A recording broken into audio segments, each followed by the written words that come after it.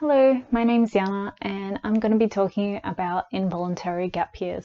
So far, I've taken 2 gap years in my life, and whilst I really needed these breaks, I've been grappling with feelings of sort of being left behind in life. I made a video talking about the pros and cons of taking a gap year, as well as some things to consider if you are planning to take one. So if you haven't already, I recommend starting with that video and then jumping onto this one. But in contrast to my other video, this video will focus on involuntary gap years and how I've been learning to try and reframe them in a more positive way and make the most of them. I suppose involuntary gap years happen in situations such as like not being able to get into your chosen course of study, or some kind of opportunity that you were hoping for, or some other situation that might come up that might throw a wrench in your plans and force you to take time off. And that might lead to feelings like you're wasting time or you're getting behind your peers, when in reality this can be positively reframed. In my situation, I first wanted to take a gap year after honours to travel to Europe, to go to Russia, see my grandparents. But as COVID hit, I decided to instead apply to postgrad programs, and I was applying for masters and PhD because I knew that I wanted to be a psychologist, but I also wanted to do research, and I just wanted to get a start on my career. And I got really pumped up for the possibility of study, but I ended up getting rejected for all the programs that I applied for. And after a year of working in the relevant field and even managing to publish my honours thesis results, I still didn't get in to any of the programs that I applied to at the end of last year. And I know that psychology is insanely competitive for postgrad programs anyway. I was still very disappointed, especially as I thought that everybody in my honours year managed to get into their programs of choice. So, feeling of being left behind. I think this is very similar to the fear of missing out, or FOMO, but instead of feeling a fear of missing out on fun stuff that people might do in their spare time, this refers to the feeling of being left behind in life, like as if there's this natural progression that everyone goes through and is expected of to go through, and like we have to hit certain milestones by a certain age in terms of studying and getting into relationships, having a career progression, settling down, things like that. And this feeling is as if you're for some reason behind in any of these things in relation to your peers. And with the advent of social media, I feel like this feeling is more rampant than ever. Like before, we would just see what our neighbors would be up to, but it's just so much easier with social media to compare our boring lives with the exciting lives that others seem to be living. As I'm getting older, I've been seeing classmates sharing life updates on Facebook, LinkedIn, and Instagram that resembles the typical like life progression that is expected of us and is embedded in our society that we want to have, that supposedly quantifies what success looks like.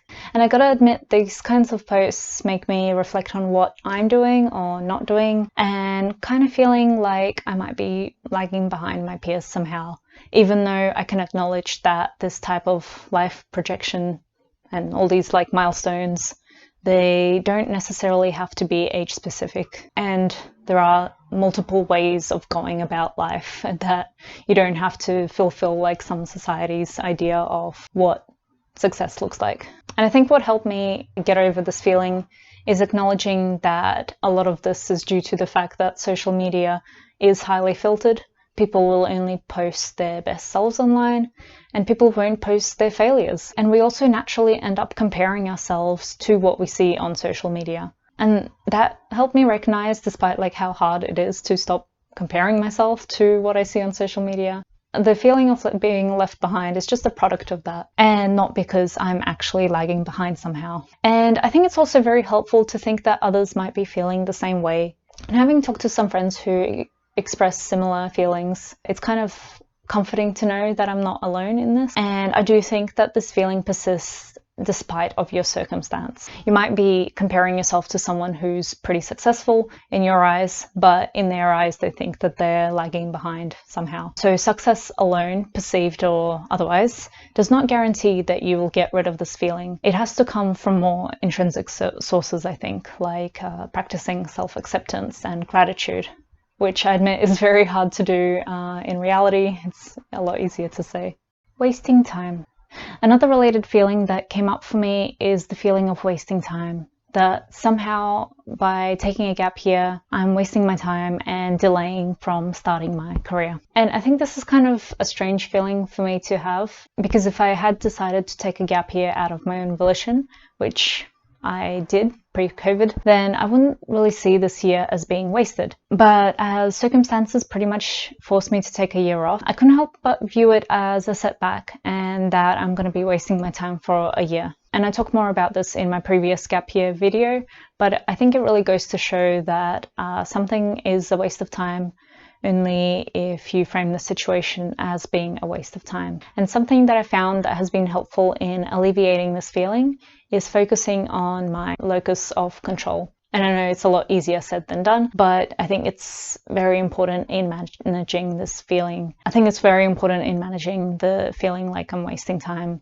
is acknowledging that there are things outside my control that will impact on my plans, like the COVID situation, and that's outside of anyone's control at the moment. And even with the high marks, getting into clinical masters is pretty much like winning the lottery, just because of the limited number of places available. And it's really not worth agonizing over these things. And agonizing over these things isn't going to help the situation at all. It'll just make me feel miserable. So instead, I should be asking myself, what can I do to change my perception of the situation and make the most out of it? What can I do to make this year not feel like a waste of time? And again, I do acknowledge that it is pretty hard to do in reality, and it's something that I've had to keep reminding myself of. But I do find it helpful to think about the things that I can control and just try and focus on that as much as I can. And this leads me to my next point, that essentially nothing is really a waste of time if you frame it as a learning opportunity. And I think looking at things from a growth perspective, like what lessons can I take away from this situation? What lessons can I take out of this opportunity, even though it might not be ideal? That helps me see the value in what I'm doing. And that's helped me feel better about taking a year off, that I'm not actually wasting time. I am getting something out of this. And I am pretty fortunate to get a job in psychology.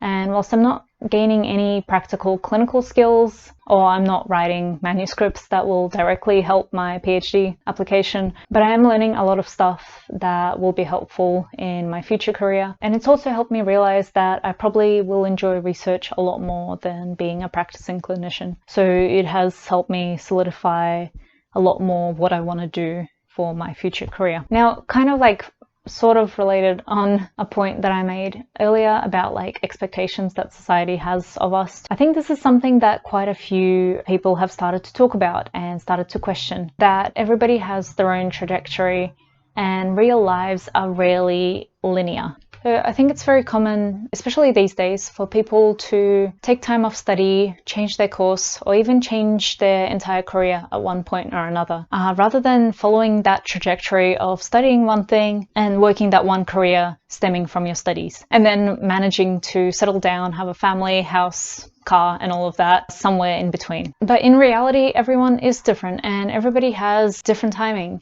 And I think it's very important to acknowledge that. And that, yes, at one point you might not get into your chosen course or your dream job on your first try, or you might completely change your preferences down the line, and that's okay. None of that time in between that takes you to your goal is a waste of time. You would have learned new things that would be useful somehow down the track and transferable to your new vocation, and ultimately grown in the process. And this bit is a little bit more relevant for psychology, but I did hear that each year, most of the cohort in clinical psychology masters, it's made up of people who are vastly different from each other. There's a lot of people who had several years of work experience, either in a relevant social science, social work type profession, or people even with whole careers in a completely unrelated field. So the people who are freshly minted graduates only make up a small minority of that cohort. And I also heard from some of my lecturers that people who went straight into psychology masters, straight from honours with no break in between, they had a higher chance of burning out in their first year of clinical practice. And so I suppose taking a break and time out to rejuvenate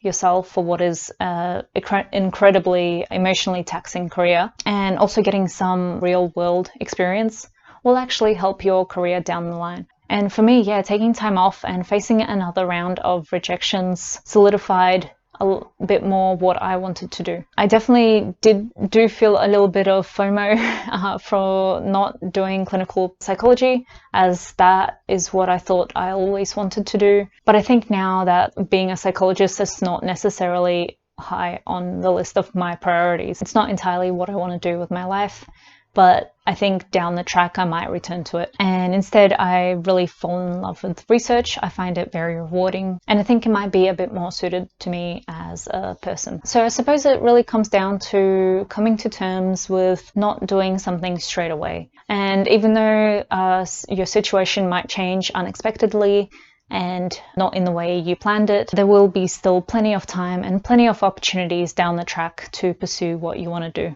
And perhaps even accepting that in this period of having a break and time away from what you wanted to do, you'll reevaluate your priorities, and I guess accepting that you might completely change and want to do something else entirely. And I suppose in the end, this rejection or involuntary gap year is not really a setback or a waste of time or something that will cause you to be behind your peers, but it gives you a chance to really reevaluate what you want to do. And these mindset shifts that I've just talked about, it's been pretty helpful in trying to remind myself and kind of shift my mindset to reframe this gap year as a positive thing. And if you're in a similar position as me and you do have to take an involuntary break, that these mindset shifts are helpful for you in making the most out of this time. So I'll end this video here. I hope that this video has been helpful and interesting. I would love to hear down in the comments below if you've resonated with anything I discussed. If you've ever been in a similar position to me, I'd love to hear about your experience. And yeah, thank you for watching. See you guys next time.